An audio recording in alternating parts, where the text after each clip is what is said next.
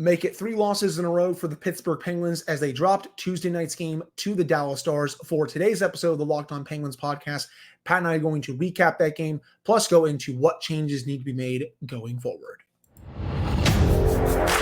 You're Locked On Penguins, your daily podcast on the Pittsburgh Penguins, part of the Locked On Podcast Network, your team every day.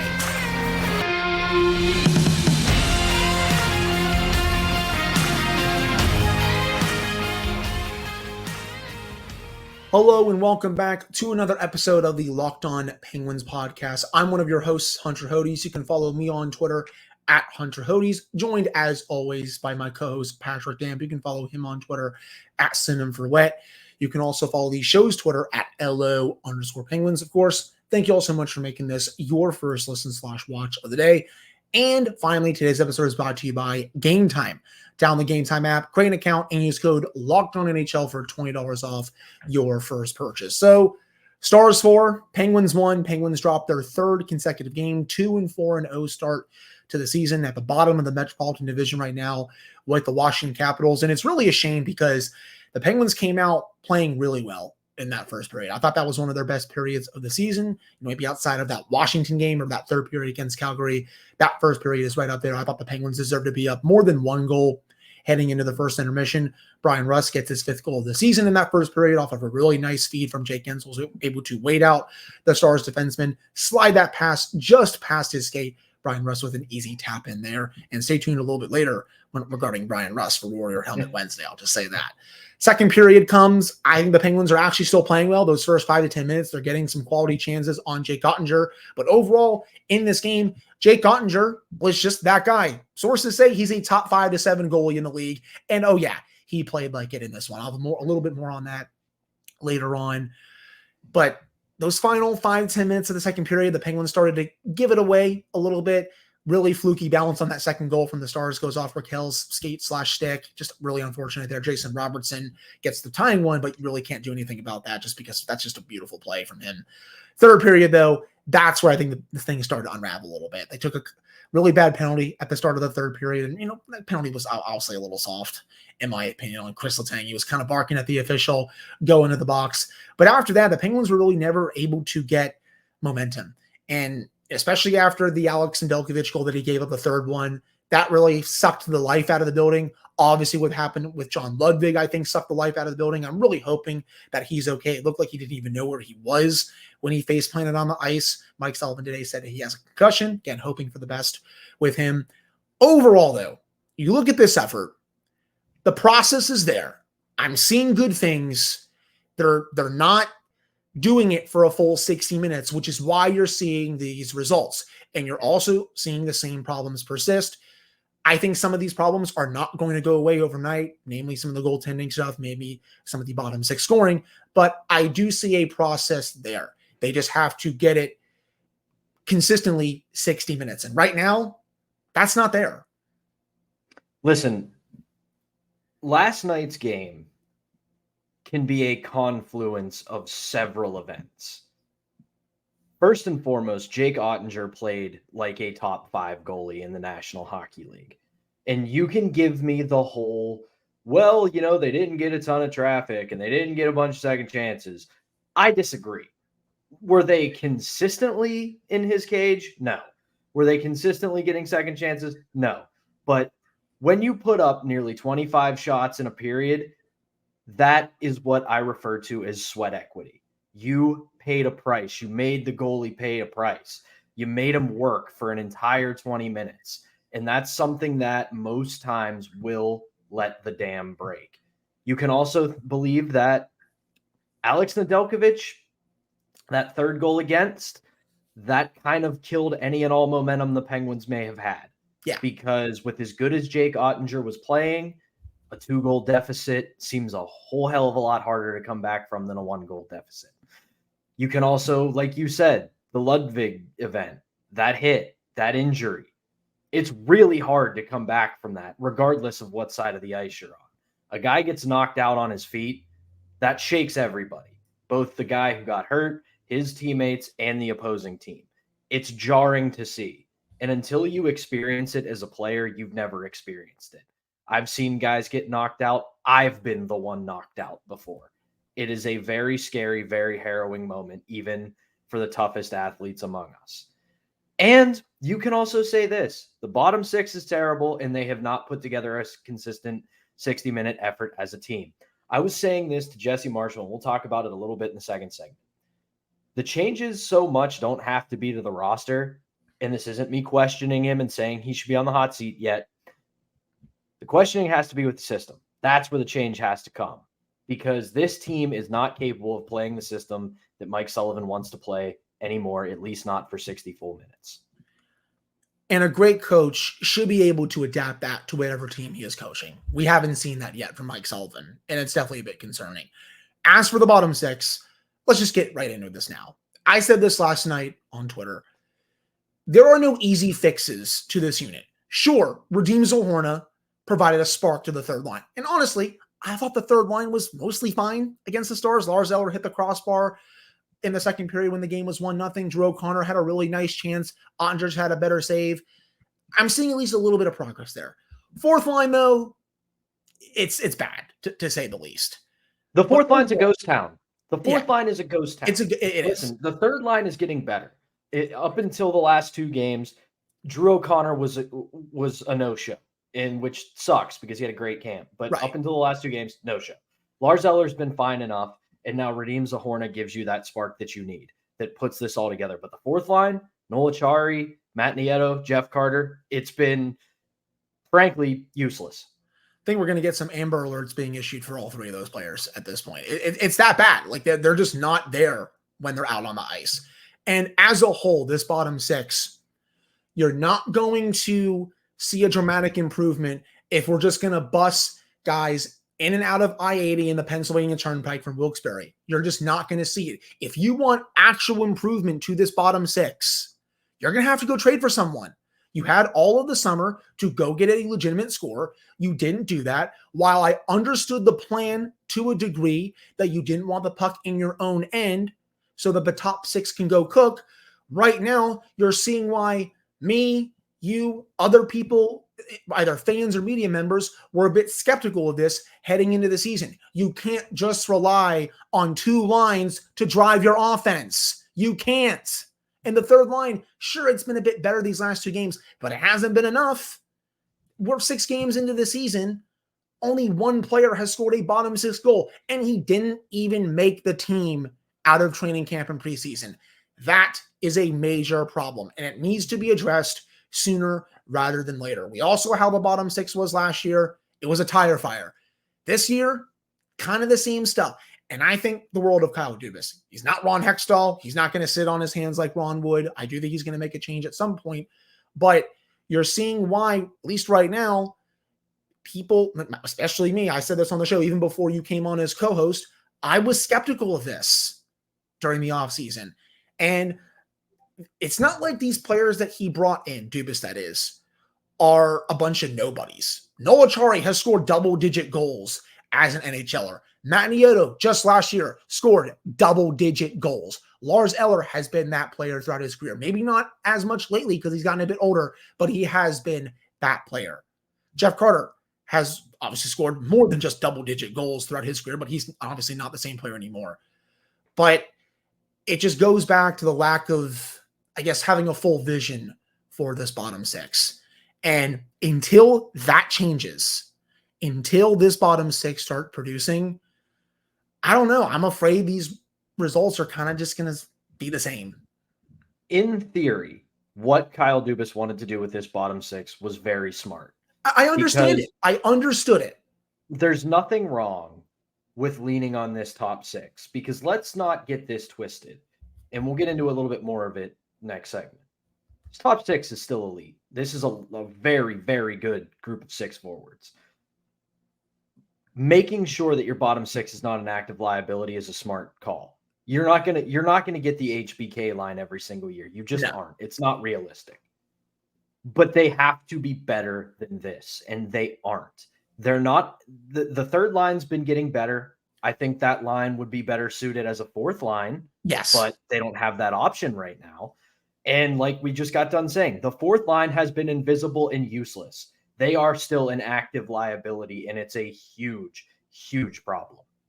It is. I mean, I feel like the fourth line, whenever that line is on the ice, it's never in the offensive zone. And when it has the puck is just dumped in. They try to go down to retrieve it, and the opposing team is just clearing the puck within milliseconds, to be honest. Yeah. It's not good enough, and it needs to change. And just off that again, I don't think you're going to solve that problem by bringing guys in from Wilkes-Barre like Alex Nylander, Vinny Hintershose, or Colin White. You're basically just going to get the same results. I know some people will say, well, Hunter, you don't know that until they've played a few games. Okay, I get that point, but what makes you think, looking at a lot of these players' histories, that they're going to produce, especially when you're looking at the players right now who, oh yeah, they're not producing. I honestly am kind of the opinion that I think it's a mix of a roster issue and a performance issue, because a lot of these guys are just not performing at all. And before we head to break, one last thing. Alex Nedeljkovic, I thought he was playing a really solid game last night.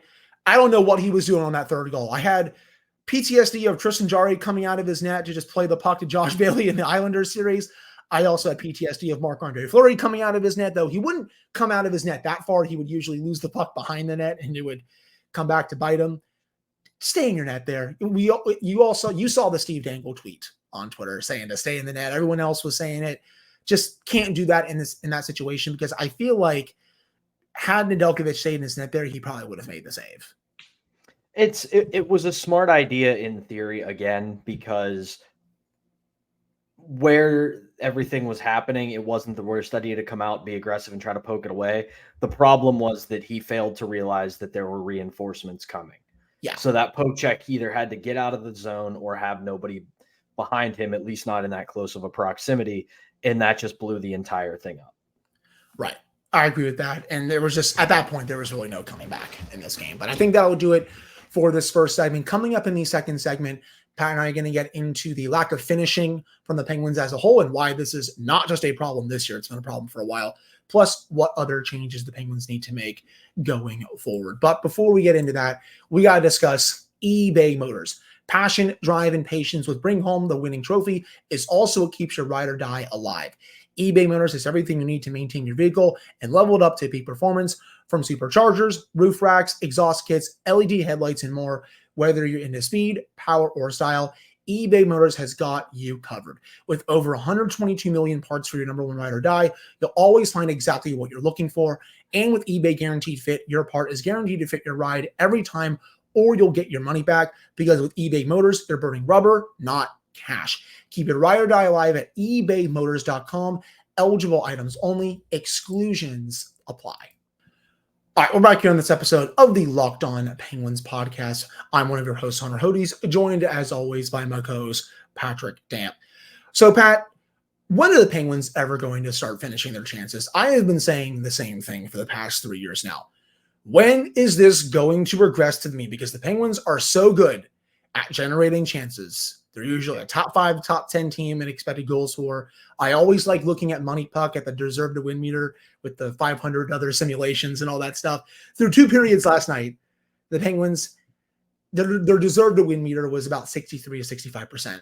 At the end of the game, it was up to 75%. The main reason why they lost this one is because Jake Ottinger, his expected goals against last night, 4.43. He only gave up 1 goal.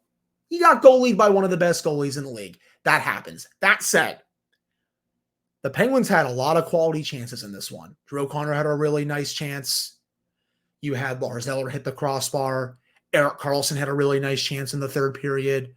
I could keep going if you want me to. But the puck is just not finding the back of the net, and it hasn't been a problem for just this season. It was a problem last year, and it was a problem the season before that. And I am just waiting for this to regress to the mean, because it's crazy that this keeps happening every single year with how good they are at generating chances and expected goals, and it's not translating over to their actual goals rate. I want to reference something I talked about earlier in the show, right? I said about the system needing to change, right? Think about a lot of the goals this team has scored over the past couple of years, right? And this is this season so far, last season, maybe the year before that as well. A lot of the goals and big scoring chances they've had have come either in transition or on the rush. And that basically tells me that there is a sliver of a change this team needs to make in their system. Rather than being constantly aggressive at the point of attack and trying to establish zone time consistently and trying to pressure in all three zones. I'm not saying they need to go and become a team that plays the neutral zone trap. I'm not saying they got to go Guy Boucher hockey, play a 1-3-1 and shut everything down. But instead, use the old coaching adage. Let the game come to you. Instead of trying to disrupt everything with a neutral zone forecheck and interrupting it when it happens, let them get the red. Let them make mistakes. Meet them in between that red and blue line, in between your defensive blue line and the red line. Make them make that mistake there and jump on them from there. You look at the goal they scored last night with Brian Rust. Everybody was in the right position. They waited for the Stars to make a mistake at the blue line, and then they went the other way. If they turn the aggressiveness down 10 to 15%, stay in the right positions and let the other team screw up, and then you add in the fact that you have Erik Karlsson and Chris Letang who can freewheel it off of those mistakes, and you're going to catch a lot of teams napping. Instead of constantly trying to do what they did in 16 and 17, tweak it ever so slightly and play with the talent that you have, they're going to see more success. Because rather than because look at the way the game last night went. Look at the way a couple of the games have gone lately. They come out, hair on fire, first period, dominate the territorial possession, play really well, and start to trail off. Maybe this team is old. Maybe this team doesn't have the legs they once did. Maybe this changes in a month and it's all for naught. But right now, this team clearly can't hang for 60 minutes anymore. So instead of trying to teach your cat to bark, remember that it's a cat and just let it meow. That's good. I actually liked that analogy there by you. But I do think one of the main... Shout out to Jesse Marshall. I stole that one from him. I'll text him for you. But I think one of the main problems overall is that they are losing the battle in the neutral zone. They're not doing enough to get the puck back. And once the opposing team gets to the neutral zone with control, it feels like the Penguins have no answer for whatever line is out there, whatever defensive pairing is out there. And you're seeing these teams start cycling on them and pinning them deep for not even 30 seconds, 45 seconds, a minute, minute 15, minute 30. And it's not good enough. And that needs to change really badly. Yeah, it does. And then the biggest thing right now, and you alluded to it earlier, and I hate saying it breaks every single inch of my heart. Sidney Crosby's got to show up. Yeah, he's asleep right now. I don't know what's going on. The last time I saw him look like this, dare I say this? Dare I say it? I know what you're going to say because I've seen this hinted at already today. I feel like the last time I've seen this, I was going to tweet this last night. A few other people beat me to it. Last time I saw him like this was right before Mike Johnson got fired. Now, I'll say this. I don't think Mike Sullivan is going to get fired. I understand why people have him on the hot seat. I understand people saying, maybe he's hit his expiration date, all that stuff. I get it. It's a frustrating time. He's been here for a while. They haven't gotten some playoff results since 2018. Totally understand those complaints. My biggest thing is I don't know what a new coach is going to come in here and do, especially with that bottom six. Is the new coach going to say, oh, hey, go score? Those players can be like, what do you think we've been trying to do under our old head coach, If I were the coach, I simply would tell them to score. Yeah, right. I just don't know what a new head coach is going to do in this situation, I think. Maybe you'll get a little bit of a spark. Sometimes when a new coach does come in, you get that spark for, 15, 20, 25 games. Heck, maybe the rest of the season at times. We saw it for half a season with Mike Sullivan when he came in 15, 16, and the Penguins were on a buzzsaw on the way to the Stanley Cup. But also, aside from the bottom six stuff, talk about the goaltending, a couple other things, and we'll get to the power play also in a second, Pat, because that was awful. This team is not going to go anywhere if the captain plays like this. I know, Captain Obvious, but he has not shown up at all these last 2 games. He's been really upset, it looks like, on the bench. He's been making some weird passes on the ice. His skating hasn't been there. It's a problem. Now, I'm not going to sit here and say Sidney Crosby's washed or anything like that. He's still at a point per game. This year, he's still one of the best players in hockey. But the level we've seen from him these past 2 games, it's time to start showing up and helping out the team a bit more. Right. And here's the thing with Sullivan. Everybody knows I'm a disciple, and I love the guy. And he's probably my favorite coach to ever stand behind the Penguins bench. But I'm not putting him on the hot seat yet. However, if we are still having these same discussions come, say, December, maybe it's time to look elsewhere. And I know a lot of people are going to come back with, oh, they don't want to pay a coach not to coach. It's Fenway Sports Group, guys. They own one of the most successful baseball teams to ever exist. They own an extremely, extremely successful Premier League team. They own one of the most successful NHL franchises now. They've got more money than they know what to do with. It's basically when SpongeBob and Patrick made Pretty Patties and they told the news they didn't know what to do with all the money, so they just started giving it away. And that's what Fenway Sports Group has. So there will be absolutely no recalcitrations about not having to pay someone to stay home. So if it gets to December and we're having this same discussion, it might be time to look for a new coach. Right. And, the only thing I guess that's holding me back a little bit is that he is under contract for, the next half decade at this point, next 4 to 5 years, just because he signed that contract extension pretty recently. But you're right. I also don't think in a way that Fenway Sports Group would care if they had to pay him all that money, considering how rich that ownership group is. Hopefully it doesn't have to come to that. But you're right. I think if, by maybe, I don't know, game 25, game 30, if we're still having these conversations, it might be time to potentially pull the plug there. Because, he doesn't come without faults. He's been too loyal to some players. The consistency hasn't been there with some other scratches. The system needs some tweaks. He's not doing it. Overall, though, I still think he's a very good coach. And my hope is that he can turn this around. We've seen him tweak the system before. He's done it in the past. And it's just the fact that maybe he's just looking at this as it's been 5-6 games. He's seeing something in practice. He's seeing something on film, and maybe it changes. But if it doesn't, then discussion has to be had. I think what's more likely that could happen before Sullivan goes, because I know, it's obvious that Kyle Dubas thinks the world of him, is that one of the assistant coaches gets canned, whether it's Tar Reardon or Mike Village. And speaking of Tar Reardon, I don't know what you're doing on that power play unit or coaching up that unit, but it's not good enough, man. It's really not good enough. Erik Karlsson had probably one of the best zone entries of the year so far last night. That really set up quite a few chances. The Penguins had a glorious opportunity to score the first goal on the Dallas penalty killers all year. Coming into this game, the Dallas penalty killers had not given up a goal on the PK. That's still the case heading into later this week. They had that 4-on-3, no dice. They have the 5-on-4, no dice. They have a couple other power play opportunities later in the game, no dice. The power play is not good enough right now. It's barely hovering over 10%. I'm sorry. With all that talent, you have to find a way to make it work. And if you can't, you can be shown the door. I will give last night a bit of a pass because it did look pretty good.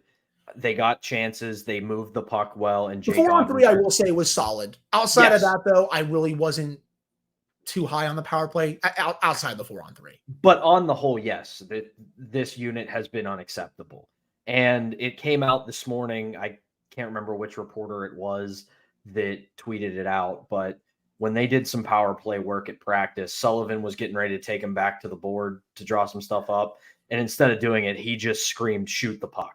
And at this point, listen, it may be the cheap seats at I almost said Consol Energy Center at PPG Paints Arena, or at this point, Civic Arena, yelling shoot. But for once, they're right. Shoot the damn puck. They kind of, obviously, you want to get the quality chance first. But yeah, I think at this point, you just got to get back to basics, is what I'm trying to say on the power play. But I think that'll do it for this second segment. We've discussed this game, I think, long enough at this point.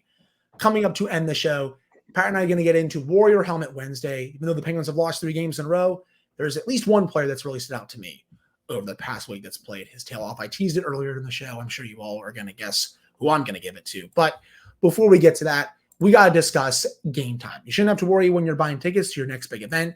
Game Time is the fastest and easiest way to buy tickets for all the sports, music, comedy, and theater events near you with killer last-minute deals, all-in prices, views from your seat, and their best price guarantee. Game Time takes the guesswork out of buying tickets. It's the only ticketing app that gives you complete peace of mind with your purchase. You can see the view from your seat before you buy, so you know exactly what to expect when you arrive. All-in prices show your total up front, so you know you're getting a great deal without hidden fees. And you can buy these tickets in seconds with just 2 taps. All you got to do, download the Game Time app, create an account, and use code LOCKEDONNHL for $20 off your first purchase. Terms apply. Again, create an account and redeem code LOCKEDONNHL for $20 off. Download Game Time today. Last minute tickets, lowest price guaranteed. All right, we're back on this episode of the Locked On Penguins podcast. I'm Hunter Hodes, joined by my co-host Patrick Damp. So I know who I'm taking for Warrior Helmet Wednesday. You might have the same pick as me. Brian Rust, 5 goals in his first 6 games. A lot of people were down on him heading into the year, but I don't think all these people realized he had a very low shooting percentage last year, well below his career average. He was getting chances last year. The puck was just not finding the back of the net. And yes, he's always been a bit of a streaky scorer throughout his career. He'll kind of have stretches where he'll score, like right now, 5 goals in 6 games. He'll have a stretch where he goes goalless in 5 to 6 or 7 games, and then he'll kind of rebound a little bit, and then he'll finish the season with around 20, 25 goals. Last year, bit of a down year, but so far, that shooting percentage is regressing to the mean. 5 goals in 6 games. He is looking like he has something to prove this season, and he has been awesome. That goal that he scored last night was a really nice play from Jake Gensel, as we discussed earlier in the show. Easily my pick for Warrior Helmet Wednesday over this last week. Yep, that's who I got. Are you hinting that a 26.3 shooting percentage might not be sustainable throughout the season? Sources say that's not sustainable, but also his shooting percentage last year, Pat, was, I should say, not sustainable. Yeah, that's the biggest thing, is everybody was down on him going into this year just because he had a down year last year. But, I mean, for a down year, 20 goals, 26 assists, 46 points, 81 games. For what he is supposed to do in being a top 6 winger that hovers between the top 2 lines, that's not bad production. You would like it to be 25 or 30, but 20 is wholly acceptable because his high water mark in goals in his career is 27. But at the same time, 9.5 shooting percentage last year. He got his chances. He got his shots. He had a year where he had horrific puck luck. And this year it's the exact opposite so far. Everything he touches turns to goals. So I had him pegged for a big bounce back year, and he's well on his way to doing it. And listen, it's guys like Brian Rust that are going to pull this team out of the doldrums. Right. It's guys like Brian Rust. It's guys like Jake Gensel. It's guys like, Marcus Pettersson. It's guys like Ryan Graves who are going to just play this kind of straightforward, fast, kind of no-nonsense game.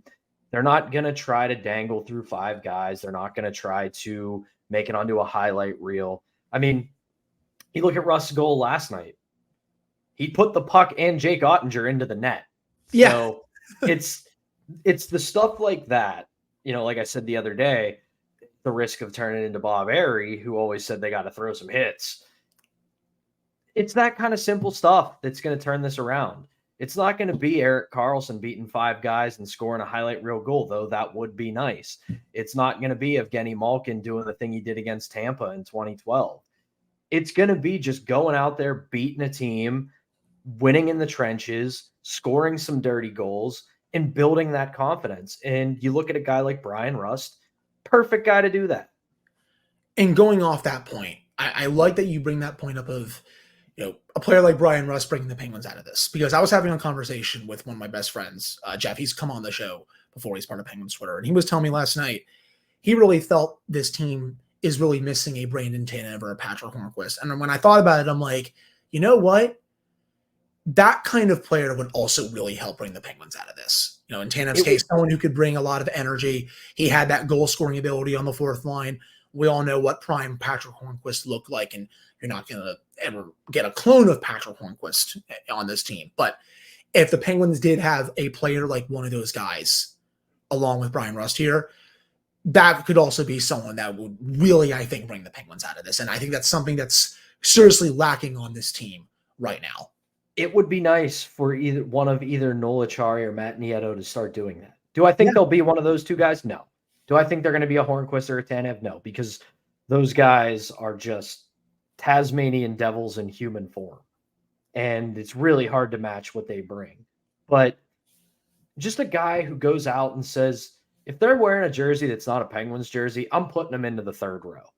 I'm going to stay in the goalie's kitchen all night.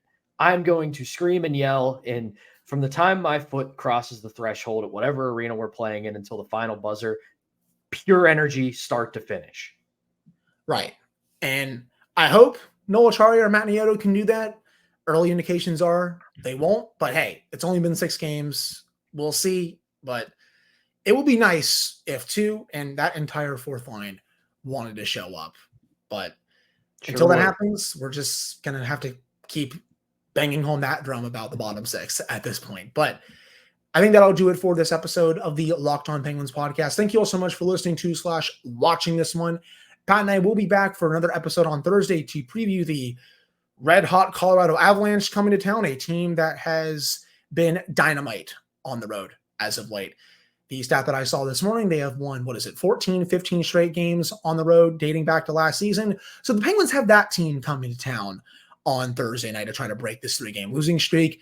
It honestly would be very Penguins for them to win this game, especially after going 2-0 against Colorado last year. And the game in Denver was, I think, one of their best games. We'll get you all set for it on Thursday. We'll recap it on Friday, get you all set for that game against Ottawa. We set it up to start this week. They haven't listened, at least maybe not yet. Got to start getting some results. At the bottom of the Metro, there are a few other teams that are down there too. The Islanders haven't looked that good yet. The Hurricanes are also struggling, but it's time for the Penguins to really get going here, to say the least. But again, thank you all so much for listening / watching. Really appreciate it. We'll be back with another episode for you all on Thursday.